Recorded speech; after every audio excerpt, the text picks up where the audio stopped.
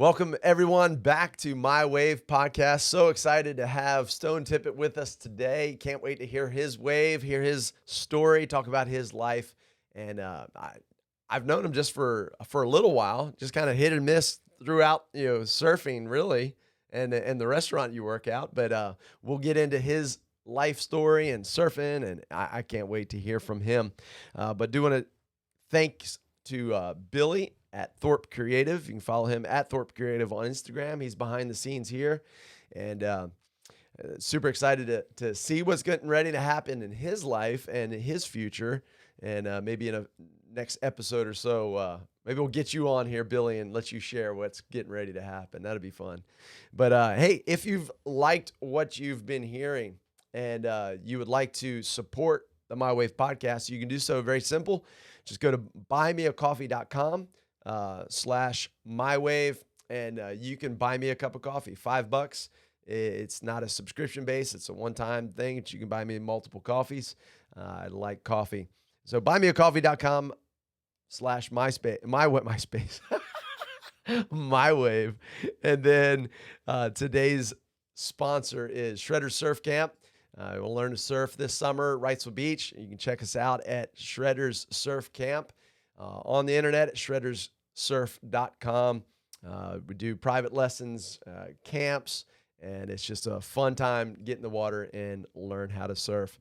And that is our topic here on My Wave. We want to talk about your most memorable wave. And so, Stone, super excited that we were able to work it out for you to get on this podcast. Oh, yeah. It's been a long time coming. It has. It has. 3 months of schedule dodging and all of that, and now we're here. Yeah, I'm excited to hear. So I believe, and correct me if I'm wrong, the first time I really ever spoke to you or saw you or whatever, I believe it was at Hobo's.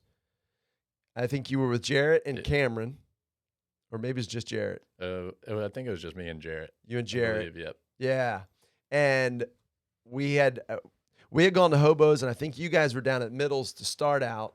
And then you came over and Jared paddled on. I was like, Jared. And he was like, yeah, I'm here with Stone. And I turned and you picked off one of the set waves rolling around the rock there.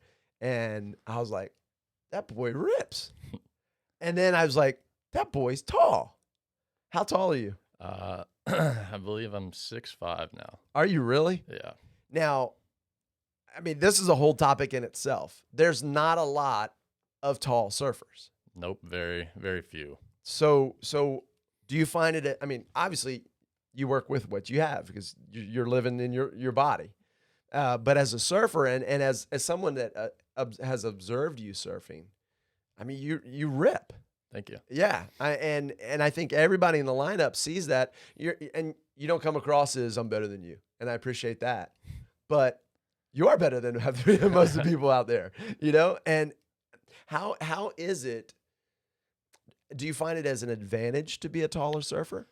Not necessarily. I think the long arms helps with the paddling for sure. Okay. Which is nice. Yeah. But definitely when the waves go under about 3 foot, makes everything very difficult if I'm trying to ride a smaller board. Yeah. So yeah, the height's nice when it's big because then it feels a little less scary. right. And the paddling strength is there, but under 3 feet makes it very tough. Yeah. And you just shortboard? I'll longboard occasionally. Okay. Like especially during summertime. Yeah. Gets you a good workout. Yeah.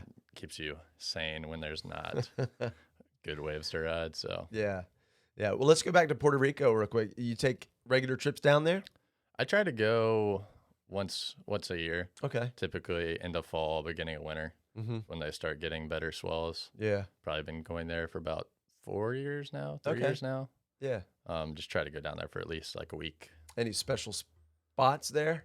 So far, Middles has been my favorite wave. You can surf it in the 3 to 4 foot range, and it's a blast to surf. It's got so much power, Yeah. and it's how it breaks is very fun. And Hobos is also very fun. Reminds me of a wave we have here. Right. But yeah, I love those two spots the most probably. Okay. There. Okay.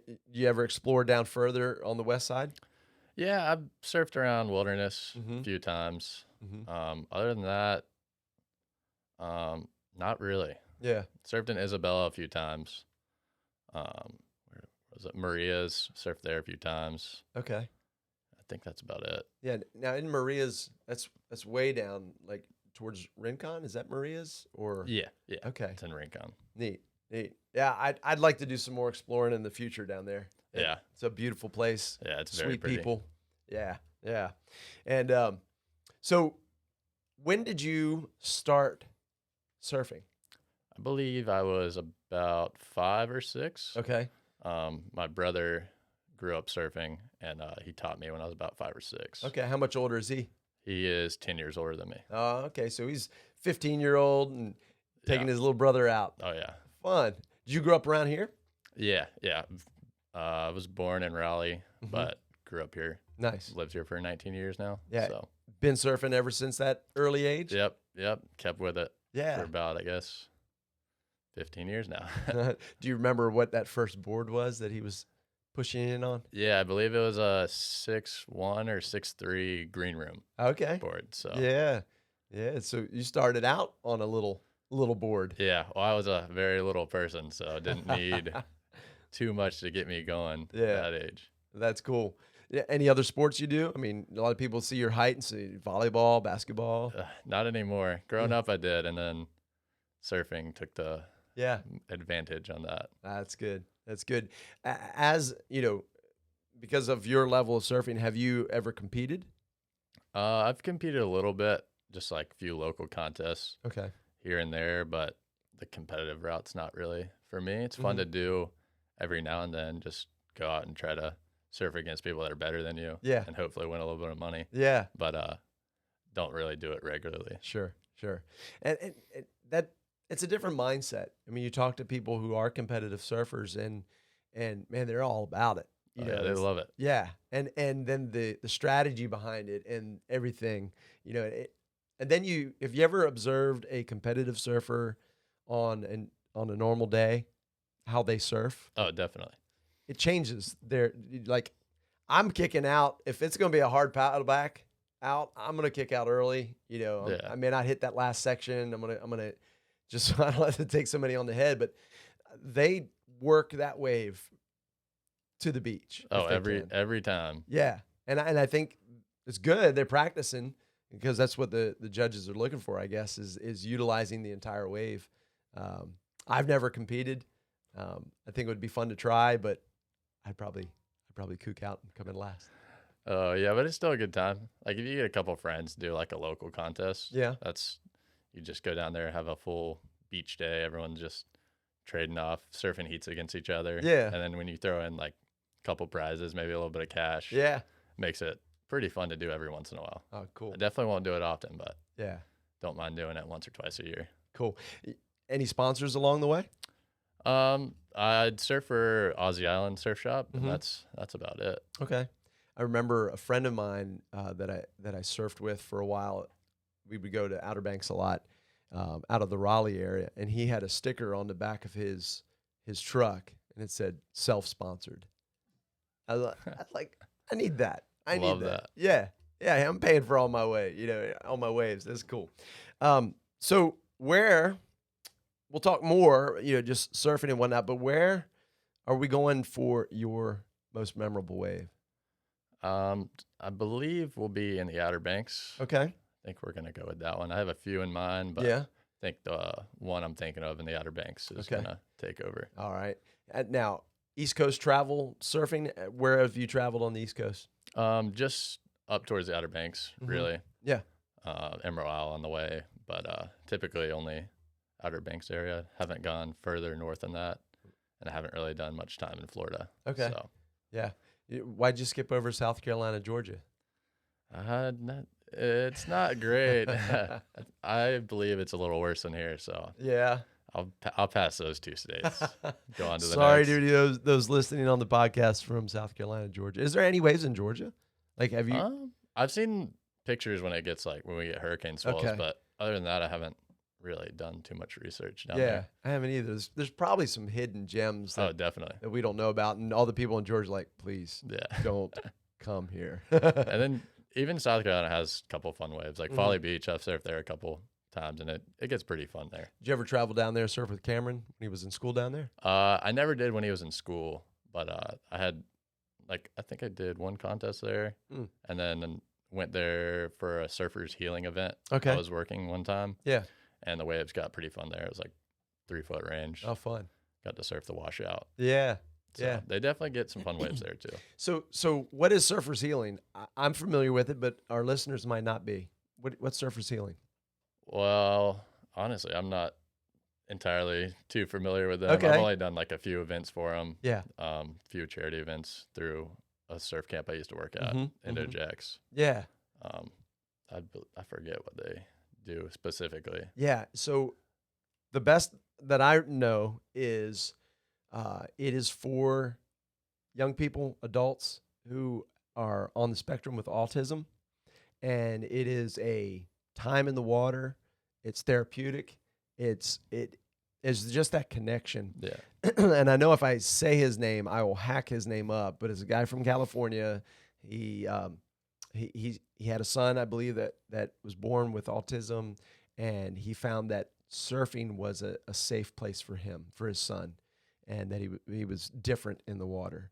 And so he started inviting other friends to come along and to surf, and then it kind of grew, and now they travel all around, and we do a really big one here. John Pike, I don't know if he still hosts. I'm assuming he's still very much involved, and Indo Jacks and others with the Surfers Healing. And when I first moved here, I used to help out with it, just serving lunches, just being on the beach and serving lunches to everybody. And it grew from a 1 day to a 2 day event, and it's really a great organization. Yeah, I've done a few here for Yeah. them too. It's always a good time. The Yeah. kids are always super happy. Yeah, yeah. So yeah, I'm sure you can check out their website, Surfers Healing, and it'd be a worthy cause to contribute to. Oh yeah. Yeah. So where were we before we talked? We're going to Outer Banks, Yep. East Coast travel. Why aren't we in Georgia, South Carolina? Because there's secret spots and the locals are really violent. Yep. How about West Coast? You traveled any? I've surfed in California a few times. Mhm. Out there like 2 winters in a row, like probably 3-4 years back. Mostly in like the North San Diego area, Okay. and then did a little bit of traveling up to the Ventura area. Oh, fun. Yeah, I got to surf just pretty basic waves in San Diego. Surf the harbor, pretty similar wave to here. Mm-hmm. Mm-hmm. But I also got to surf lower trestles Oh, cool. a couple times, and then also Rincon and Aye. Ventura, which was a really fun time. Yeah. Yeah. It's a good point break. Cool. What was the vibe out there for you? Like, Rincon was very, very crowded. Was with it? a few pretty heavy local people Uh-huh. that would sit out the back and run you over if you're in their way. Yeah. But honestly, a lot of people that weren't too experienced out there too. Okay. So a lot like South End. correct. Very much like. So I didn't make it too hard to catch waves there, Mm-hmm. and that wave's very fun. So Oh, cool. made for a pretty good experience. Nice. Nice. Any international travel other than Puerto Rico? Yeah, I've done some traveling to Peru actually. Mm. I went to there for a mission trip and stayed a couple days after. Did a little bit of surfing there. Where at Lima or It was near Lima. Voice I Crack? think it was San Bartolo. That's Hmm. where I surfed. Okay. Little surf town there. Yeah. Don't remember it too much. I was like 14, so All right. What was the wave like? it was fun. There was like a couple different jetties there, and there's like a little left point, and Mhm. then across the harbor there was another right point. Hmm. All like rock reef, Mhm. like big cobblestones. So that was pretty interesting. Yeah. But, it was cool. They had like a channel you had to paddle out in, so it wasn't too hard to get Right. in and out. Right. So that was kind of nice. Yeah. So talk to me about it. What's a channel? So a channel is basically like a deeper spot in a surf break off to one of the sides Mm-hmm. where it's deeper and the waves aren't as concentrated Mhm. to where it's shallower and the waves are getting more focused there. Yeah. Where the waves are more focused, you paddle the channel where it's deeper, it's not going to break as much. Mm-hmm. Makes it easier to get in and out of the break. Yeah. Yeah. So I've been down to Lima and I've looked over the cliffs and observed, surfers down there, and I thought, man, that would be really fun to do. Even drove up to Chicama Yeah. and looked at it. It was small, and I didn't have a board. I was only there for like 30 minutes, but got my picture, there on the cliffs and stuff. It was beautiful, beautiful place. Yeah, that place is very, very pretty. Yeah. Did you get up there? I never did. Did some traveling on the Amazon. Okay. And like missions work there. Out of Peru as well? Yeah. Out of Iquitos. Yeah. Yeah. And then only did the little bit of traveling to the little surf town. That was it. Yeah. Neat. That's definitely one that I would love to go back and just surf. Huanchaco is this massive left as well that comes rolling through the little harbor there. Yeah. Yeah. It gets good there. I'd love to do some traveling there for sure. Yeah. Now, are you goofy foot or regular? Regular footed. Okay, so all those lefts would be backside to you. That's fine by me. Yeah, you like backside? I don't mind it. It's not my favorite. Uh-huh. I'd prefer to go front side, but Right. it's good. What is it? Good. What is it about front side, backside? Like, I like to go front side just because I'm a lot more comfortable that way. My body's not turning, position different. But some people really love backside. Yeah. Like, I mean, that's where they find their best wave and their best feel is backside. Yeah, it's all kind of about how comfortable you are. Like I'm more comfortable front side Mhm. personally, and then so when I go out, I need to sometimes work on my backside more. Yeah. But if I was going on a trip, I prefer to go front side for sure. Fine, you're right. Yeah, You need to go to Jeffreys Bay. yeah, that's on the list. Yeah. Definitely need to travel there eventually. Yeah, absolutely. Beautiful spot. Oh yeah. Cool. Well, so we're going to the Outer Banks. And whereabouts in the Outer Banks? In Rodanthe, I think this was a session at S Turns. Pretty Okay. popular spot up there. Yeah.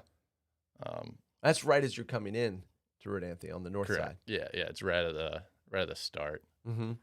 I've driven by there, saw the crowd, looked. Yep, not for me. Yep. I'm not good enough. It's a very, very easy spot to pick, Yeah. right? When you're coming over into a little bit of civilization. Yes. You see a bunch of cars, you're like, cool. I guess it's good here. Let's just stop here and Yeah. call it a day. So what was the conditions like on this particular day?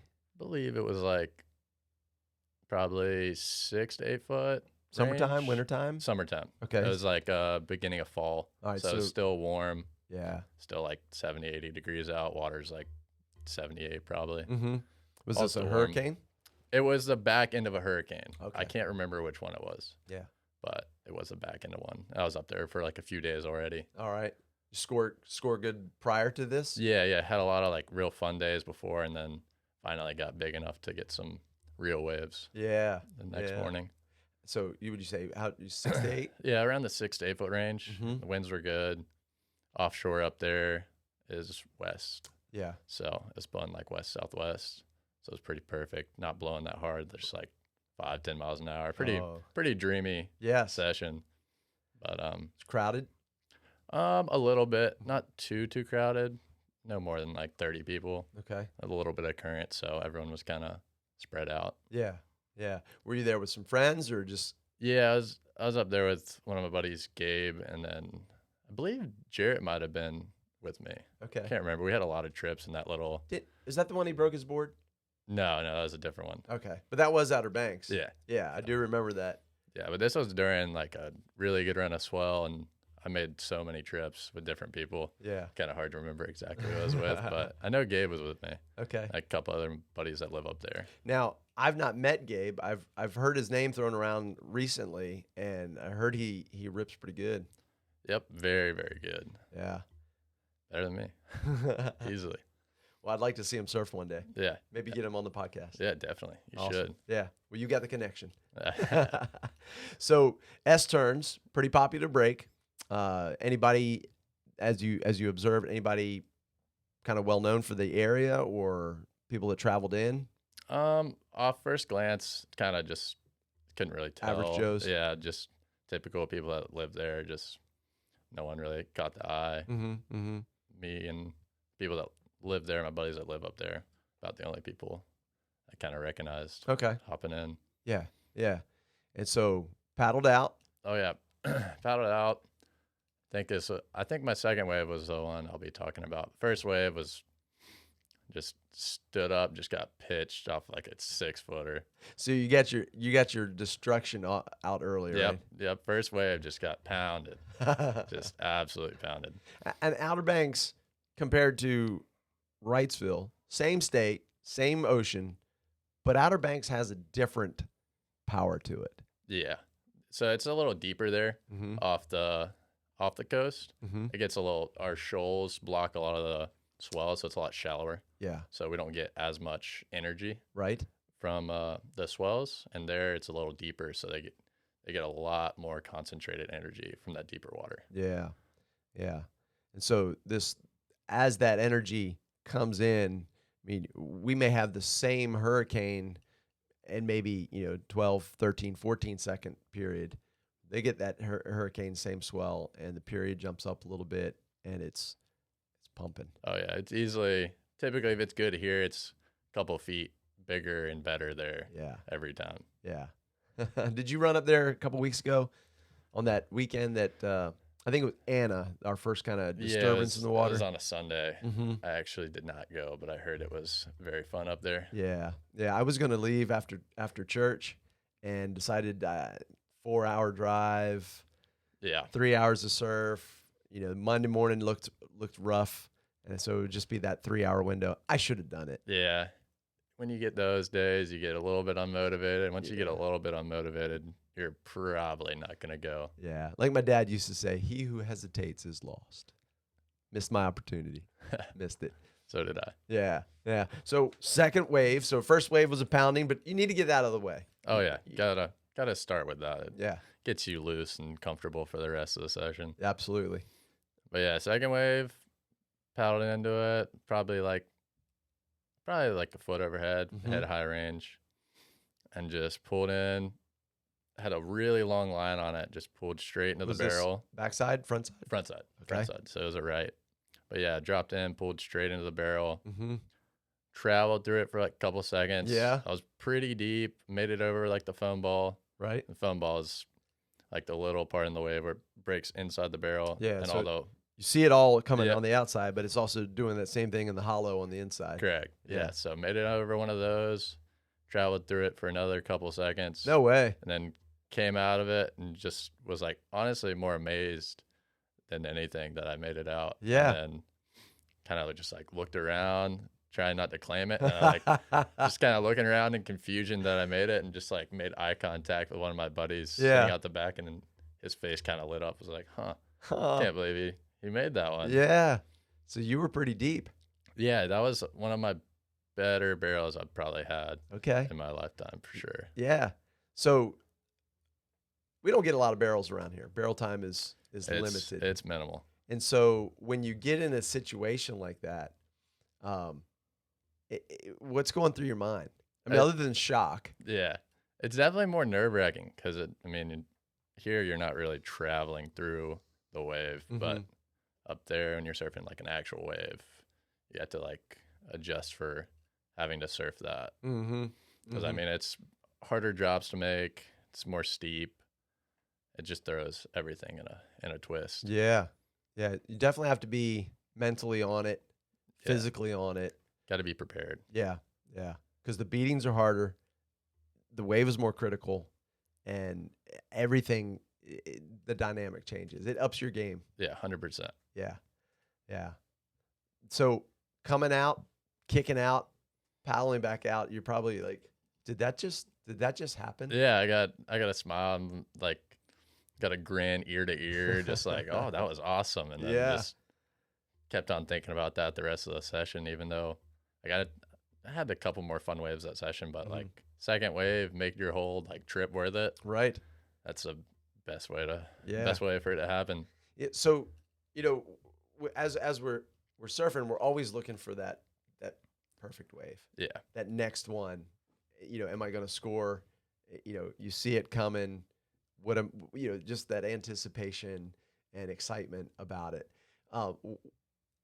What made that session stick out more than others? I mean, you've been other places, surf Yeah. trestles, but that session, that wave, what was it? I'd say not only how good the wave was, but just when you're up surfing with a couple buddies, a couple days in a row, just the group I was with, and just like the attitude we all had paddling out. Like you paddle out with a couple buddies, and you're always just gonna have a great time. Yeah. So just that added up with that wave and just like the rest of the trip just made it probably one of the more memorable ones. And it's one of the waves that like I can like almost just envision in my mind. Yeah. Like over and over. Like I could be thinking about it like right now and just like you just did redo it every time I talk about it. So. Yeah. And that's what I love about this podcast. I don't have to twist your arm to try and find a wave. I mean, you probably got to sort it out, but that one comes to the surface. Yeah. And it was just, I mean, because I've seen you throw air on waves, and I've seen you do other things, but to get in that type of situation and to come out of that barrel, yeah, I could see how that would burn in your brain. You get a couple waves like that, and they just kind of they stick in your head and stick in your mind, and you just can't stop thinking about a few of them. For sure. And then the forecast, you're like, ooh, there's a hurricane coming. Ooh, there's swell coming. You're never going to get that wave back, but you're always hoping for that next. Yeah, you can always room to improve. So you can always get a better wave. So that's always exciting to look forward to whenever you're forecasting as well. Absolutely. So let's go back to that first wave and the beat down. What's your heaviest beat down that you've ever had on a wave? Ooh. I think it was also in the Outer Banks. But it actually wasn't from falling on the wave. Okay. It was from paddling back out. Oh no. Which is pretty funny. Yeah. But paddling back out on a day that wasn't even like that big. It was like in the head high range, just like nothing crazy. Right. Maybe a little bigger. Pretty like common like swell to go up for. But there's this one wave, and I was paddling out, and it was like two or three waves like stacked on top of each other. And so I went to go duck dive, like dive under the first one, and it just like pushed me to the bottom, and I started to float back up. And then the second and like third one that were like doubled up on top of it broke again on top of me. No and then way. just threw me back down to the ground, and then just kind of like doing somersaults underwater. And I came up, and I was just like, ugh, that was terrible. And I was in like, it was cold. It was middle of winter. So I was in gloves and a hood. Brain freeze. Yeah. Being underwater that long. Yeah. That one was definitely a little scary. Yeah. Yeah. But nothing you don't really bounce back from. Surfing around here, it's not too scary. So that didn't have too much to come back from for sure. Right.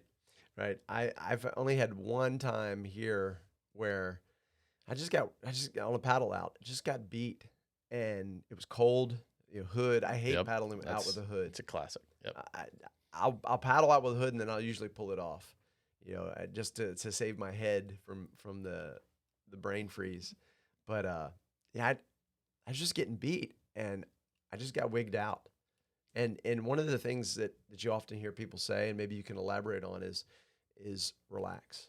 Yeah, that's the most important thing to do. Once you start stressing out a little bit, your heart rate jumps up, and then you just start stressing out more than you should. But if you can relax and kind of like calm yourself down before like something like that happens, then it makes it a lot easier. Yeah. And if you find yourself in that situation, don't be afraid to just turn around and go sit on the beach for a minute. Yeah. For sure. We've all experienced that little freak out of I'm going to die. Yeah, 100%. And so there's nothing wrong with going and sitting and getting your heart rate back down. Take a breath. Yeah. Get your composure. Yeah, calm down a little bit, taking a breath, just relaxing a little bit. Yeah, yeah. And surfing allows us those opportunities to really push ourselves and to test our resolve and to test our physical ability. And what do you do to keep in shape for surfing? Sadly, not enough. Surfing really keeps me in shape for surfing. Yeah. As funny as that sounds. No, I remember listening to an interview with John Florence after an event he won. They were like, "So what's your workout?" And he goes, "I don't work out. I just surf." Yeah. I've never been motivated enough to be the working out type. Yeah. So some people are. Yeah. Some people do it. Some people do it well. But for me, I'd rather just, like I said, go paddle out on a longboard and just go paddle. Yeah. Like go paddle to Mason Borough and back and just do something to where you get your arms and your shoulders moving. Yeah. Keep you in shape a little bit. Yeah. And surfing I can't remember who it was. Surfing really should be called paddling because you do most of that. Correct. Yeah, and it's a Correct. lot of it against current, against the wind. Yeah, Oh yeah, you're always paddling. always, always. So right before we started this episode, we were out in the lobby talking about fishing. Yeah. Sounds like you you got a little side addiction there. Oh yeah, I do a lot of fishing. I've done that since I was a kid, like Yeah. a little kid. Sweet, sweet. What do you like to catch? Preferred. I like to catch like redfish and Okay. speckled trout. Uh-huh. Is preferred. You have a boat or just Well, actually, right now I'm in partial ownership of a boat okay? while my brother's out of town for a little while. There He you moved go. to Puerto Rico, so Yeah, I'm in partial ownership of his boat there you go. that I need to work on so I can get out and go fish a little bit. Oh, fun. Well, fun. If you ever need a net boy, just let me know. I'd love to join you. Whenever I get it ready, I'm down to take anyone Yeah. at this point. Yeah. Well, you were talking about a opportunity you had last fall in a kayak. What happened there? Oh yeah.